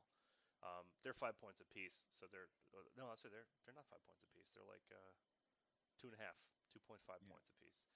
And the Israelis are the only ones with a missile anti-air capability, I believe. Correct. Yeah, I don't see anybody else with that. And the Israelis, just to go backwards, because I know people want to hear about the tanks, but there is an unholy pile of artillery that they can bring. Like they have the M50, 155 self-propelled. They have priests. They have 155. They have 105 stationaries. You could take 2 25-pound batteries, 120 millimeter artillery support. Like if you're digging out infantry, like if you have a pile of those bulked out 31-point Egyptian platoons that are carving out their little space, you can dig them out because none of these options are super expensive. An important thing to remember about artillery now, with these new rules, like the version 4, infantry have to re-roll their saves on repeat bombardments, as opposed to Team Yankee. It's key. Like the Team Yankee needs to update that because it makes the big, bulky infantry forces much more difficult to shift. In this case, if you sit still, you're going to pay. I'll tell you. Yeah. Just to segue real quickly, one thing that's weird about NOM is the off-board artillery. With this, like with Fate of a Nation, I can hit back at the artillery. When I was playing the Australian guy today, I was like, oh, I'd love to be able to hit your 105s that are, ranging in from a Kiowa observer helicopter on a 2+, but I can't. And in this, it's like, well, yes, those M50 self-propelled artillery are awesome stats-wise, but I can go get them on the table. You know what I mean? Whereas against NOM, you can't really. So it is kind of a weird little tweak. Go ahead, Glenn. Yeah, but conversely, the artillery that's on board can direct fire, and in Arab Israeli, they can wipe out a lot of stuff. That's true. Yeah, I didn't even. Yeah, double-edged sword. Anyhow, sorry. No. So to get back to the tanks, just to talk about some of the more. So I think a lot of the meta that you've mentioned kind of holds true. So the shot tank platoon, um, they're super pricey. I got a front armor of 13. I got a side armor of 6, and they're going to cost you. If you can take the 20-pounder variety, which is got the AT-16, so it's lower, and I can get 3 of them for 24 points. If I want the 105 mil, I can get an ET of 18. Still not as good as the T62, right? Just 1 point shy. But it's 2+, it's accurate, it's brutal, it can fire smoke. But 4 of those is going to run me 36 points. Did you guys notice, and maybe this is something I'm not catching?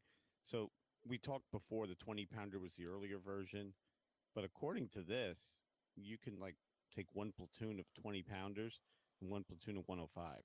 Yes, you can. Yeah, you can split those in between. Really kind of, all right, we'll talk about that later. Okay.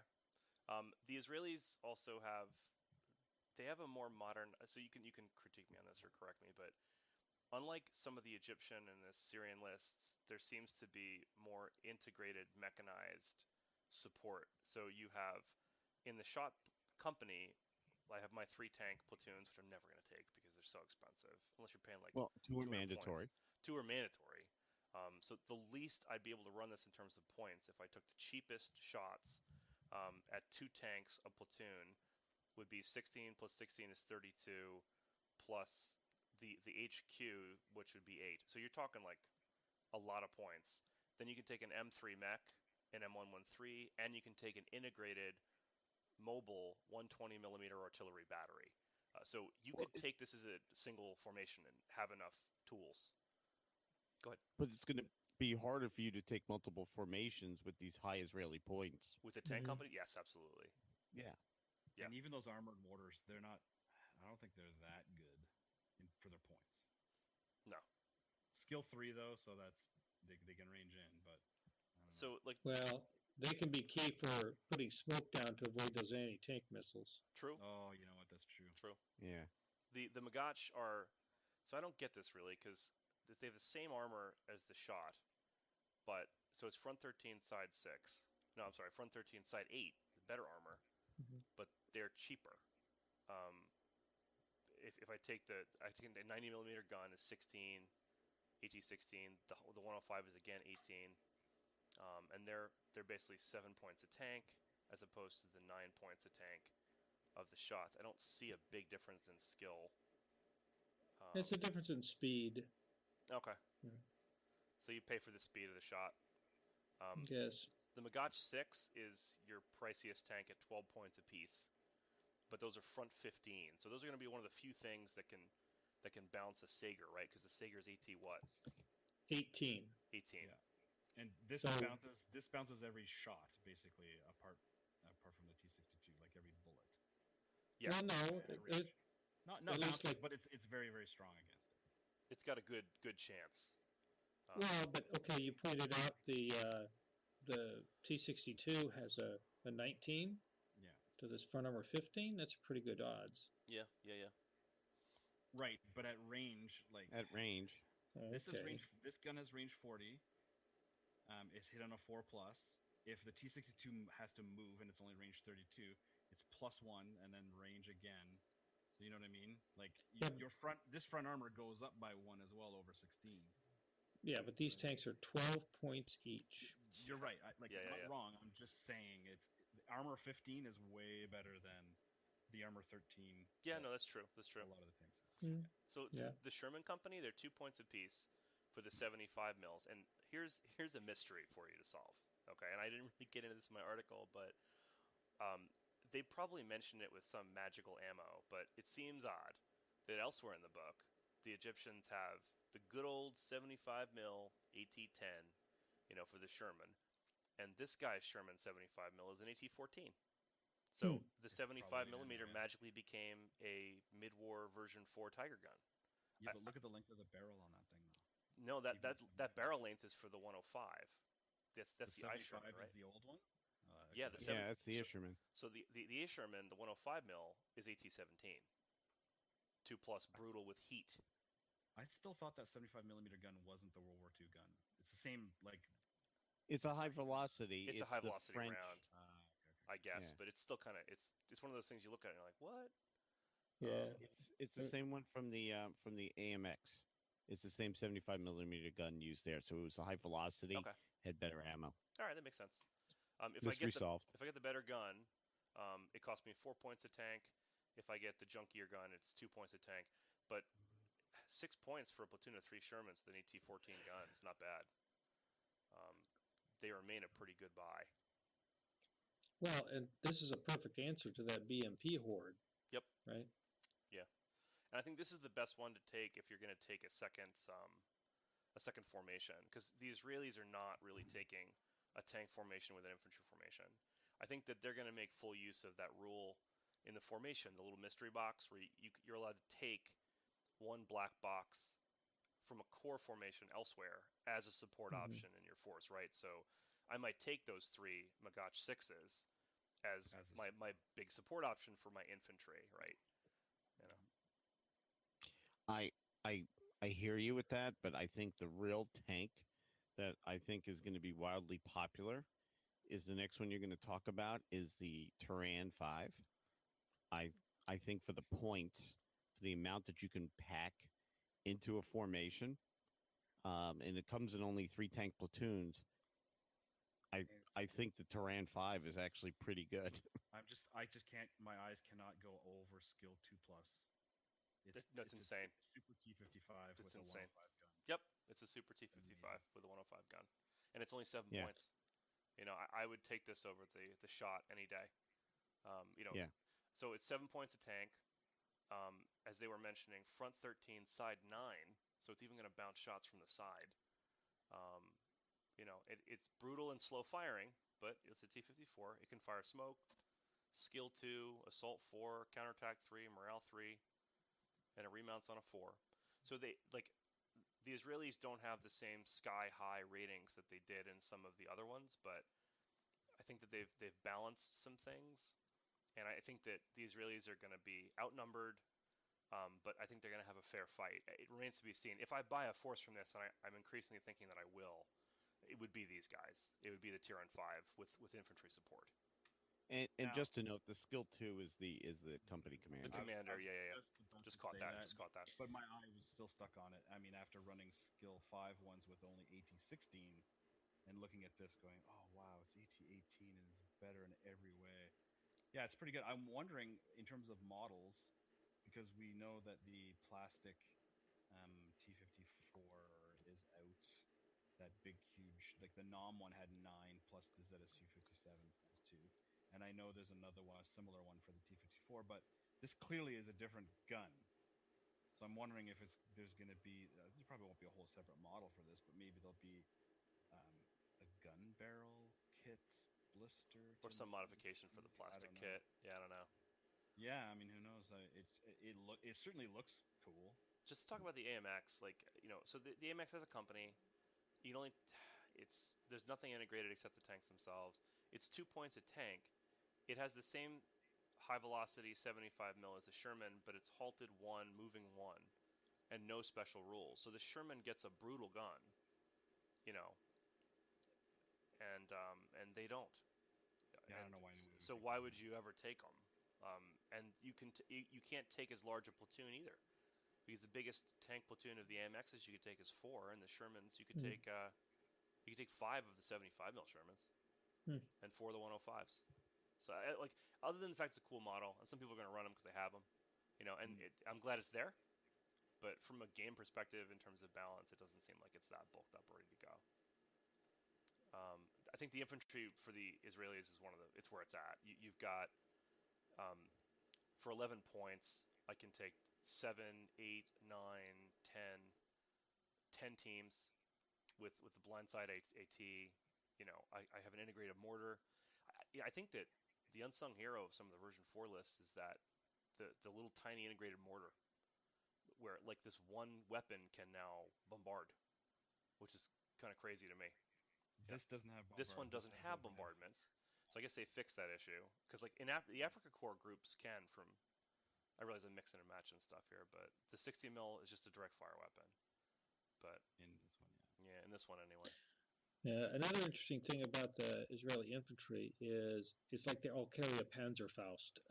They all have an AT grenade of an AT-13, which makes them basically unassaultable. True. Absolutely true. Yeah. Yeah. Yeah, they're pretty sweet. You can even like purchase these little anti-tank 90 mil platoons, which are nasty. You have the little jeeps you drive around. They strap the 90 mil cannon to the inside of an M3 half track. You have those adorable little anti-tank jeeps. They're just so darn cute. Adorable. They're so cute. I mean, I would want that jeep. Canada had those. You know, drive into like a White Castle with my 106 millimeter gun on it. And people Hey, think, it's got a vehicle save of 4+. Yeah, That's not too shabby. not bad.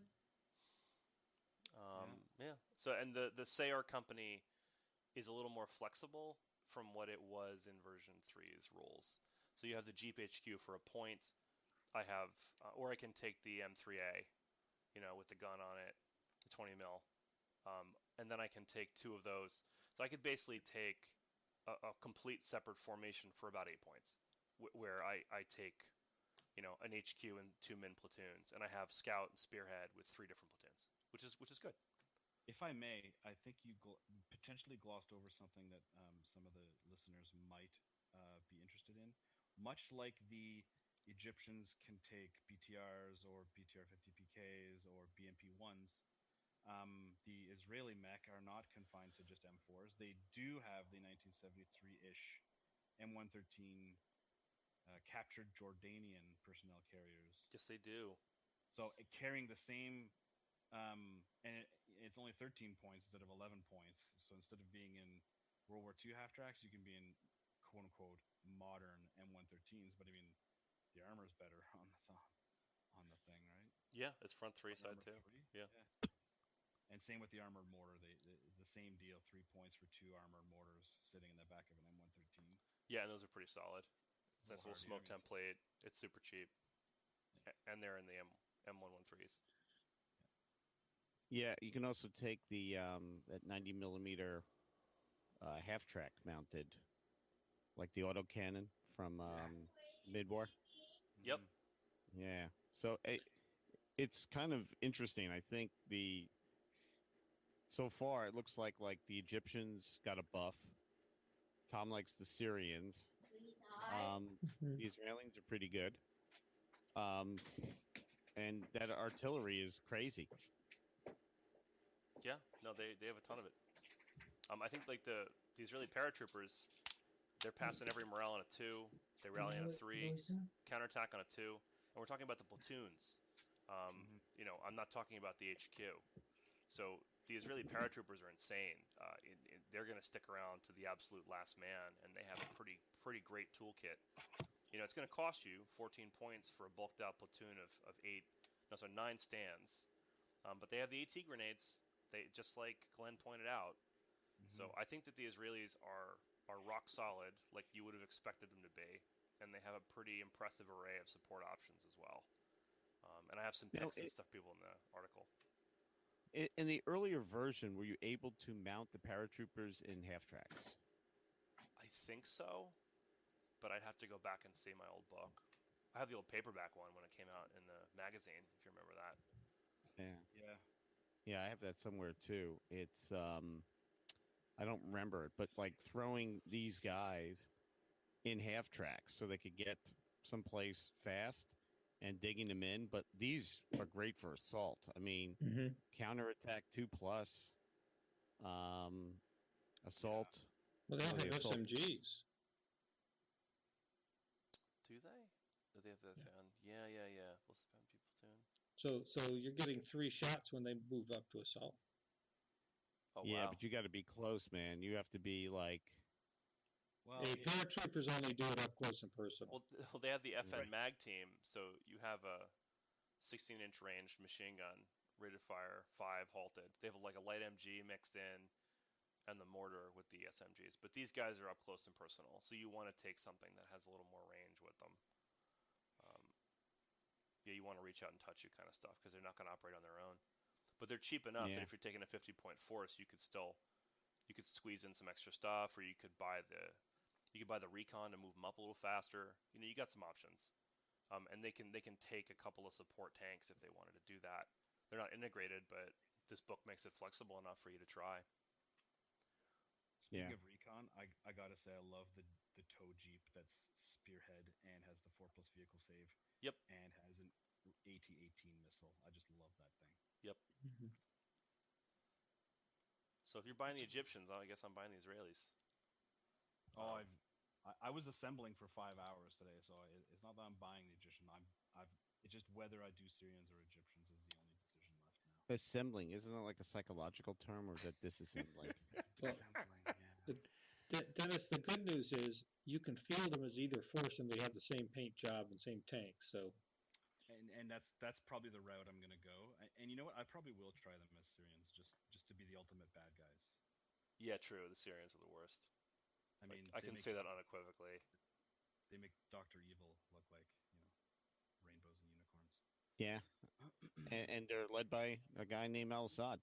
So, what is like the biggest thing? And I know this is canned because we already sent that an email. So now we've reviewed all the forces. Is there anything that like sticks out that kind of bugs you, or should I start that one? You may as well go ahead. What grinds your gears, Mitch? And this may not be a big deal, and maybe I complain a lot. I don't know what to say, but like the previous book was all about 67, and it was not balanced. Right. Here, I could take stuff that definitely was in 56.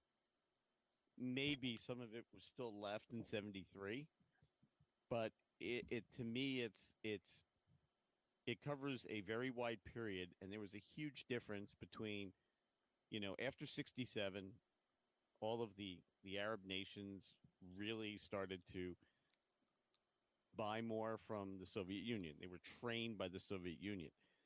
The 73 Army was, it almost beat the Israelis in the start of that war. And this book really just kind of glosses over. So, like a lot of guys, when they saw the 67 book, first thing I heard is, really want 73. In this one, it's you have 73, you have 67, you could do 56. To me, it's maybe some people will like it that you could cover all this, but if you're just a bunch of guys are gonna meet at a store, you could take a force based on 67 and come across a force based on 73 model equipment. I don't know. I don't know why that bugs me. Well, it is pointed appropriately, but it's, you're covering a very large period where in the Nam book, it seemed like, I can live with those stats for the 7-year, 8-year period it covered, because this covers roughly a shorter time frame, but there's a huge difference between the armies of 67 and 73.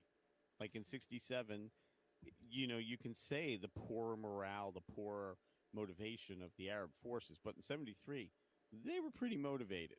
But the same exact thing could be said about Nam, because, like the list I always take out of Nam have the T-54s in it because I just love the T-54s and all the mechanized stuff. But that stuff was only way, way later when the U.S. was pretty much, all hemmed in and everything. I think it's yes, I agree with you. It would have been nice to have at least split them up, but in a way, more options I think always should trump less options. And really, if there's a big, huge tournament scene for this and it's a problem, then I'll take that just because I'll have a tournament scene for this. I kind of want to play this more than once every 6 months. But it's not really different than Flames mid-war, for example, right? And they were going like, everybody took the, 2 Tiger tanks that were in North Africa or whatever. You got to have some kind of a range of dates, and people are going to optimize to the best. But the important thing, as long as it's a good, fair, even game, and I think it is with these new rules. Yeah, I think it's more of an issue that you've brought up, Mitch and Dennis, because of the tournament thing. But I think that players are going to self-select or go for historical accuracy. Nom is not a tournament game. Nom is a scenario game, and it's a really fun set of scenarios, and that's why I went all in and I bought a ton of those Pavin guys. With this one, I don't think that they would include these 4 distinct forces if they didn't expect people to make these selections with the expectation that they would be playing possibly in a tournament scenario. And I think if you want to do a 67 for that at all. So I think that in a 67 scenario, like I would be curious as to how you would want to like self-censor. Would you just exclude the T62s and the Sagers, or Yes. Yeah? I would exclude the T62, I would exclude the BMP1, I would exclude Saggers, but then you're playing the old book. But the thing is, at least with more options, I can have a historical game with a friend of mine or play, something that I like. Whereas before, like Mitch said, it was, I would have liked to have seen some 1973 units. Yeah. It's one of those. Well, let's remember one of the things that this book was supposed to be compatible with is Nom, and we have somebody here that tried that today.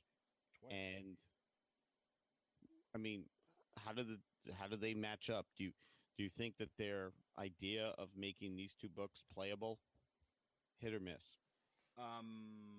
Well, I'll tell you this. Do you want me to go through real quickly what my list was versus what my Australian friend played, or do we just want just the high level overview of it? Because I'll tell you this. At first, it was like, there's no way in hell I'm going to lose, and I still lost. Let's go through it briefly. You don't need to give the whole list, but I'd say give an idea of what you were playing with. So I played Egyptians, 100 points. He played Australians out of Nam, 100 points. I had a total of 10 T62s done up in a formation, so battalion HQ, yeah. I had mechanized BTR infantry with 3 of the recoilless, like, anti-tank doodads. I had 6 PT-76s, 6 IS-3s, and 5 T-54s. He had a whopping 4 Centurions, 4 M113 FSVs, which are the little Australian super M113s, because damn, those things are super. He had a couple units of M113s, a couple units of infantry, an infantry anti-tank section. He had 105s off the board. He had mortars off the board, armored mortars on the board, and A1 Sky Raiders. And we were just looking at the amount of models, and he was like, there's no way I can stop these tanks. No way at all. And we rolled. We were hoping to get, we did it by the dice. We were hoping to get a Nom mission. We rolled up Stand Up Fight, which is basically free for all, but in the Nom book. We played that. I was hyper aggressive. I ended up losing only because my formation assets were very limited. So he was able to, once he picked off my T62s, my formation broke, and then I broke that way in that game. So it was still a very good game, but in that respect, we weren't using any of the Nom rules. So that was really only like, let's look at the 2 lists just in isolation. Then we decided, well, let's play another game, same lists, and this time the other guys had finished. So we had Matt and Tristan and those guys were all and Andrew watching us play, and we played Contact. So a number of things came up that were kind of problematic, and that is who's the free world player if you're playing Nom. So we figured out, well, easily, if somebody is a free world player and you're playing a Nom one, then the other person, no matter who it is the Nationals player, like no matter what. So even in Contact, where I had a whole bunch of tanks, my guys I had 1 unit in ambush, and everything else was in scattered reserves coming in from any direction. You know what I mean? So there was that weirdness. We ended up with, how do you count the political victory points? Because yes, the T-54s, we were counting 2 for 1 for the political victory points. Because at one point, he would have won the game right away for the political points, but we're like, well, T-62s shouldn't be the same as T-54s. They should be 1 for 1. So that brought up a whole host of problems. Something that really, like, if the community comes up with like a chart that says, with the fate of the nation, political victory points, if you're using a Nom mission, how would it work? Another issue we had, like I mentioned briefly before, is he had off-board artillery. We didn't none of the missions we played had the fire-based rule. So he didn't have all the defenses, and I couldn't hit him, and he couldn't direct fire me. But it was one of those things like, well, if I had guns, would mine be on board? And we figured the answer would be yes. So let's say it was Israelis versus Aussies. So the Aussie guns, 105s would be off the board, but the Aussie ones would be on board.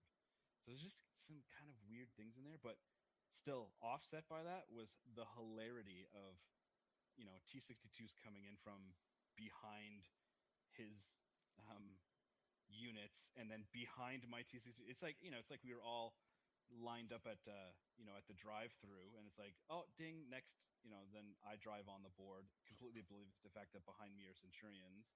Ding, oh yeah, they were behind us in traffic just there, and then he annihilates me from behind because we're all coming in from the same reserve board edge. I know I'm all over the place here, but it was really fun. It didn't look like it would work.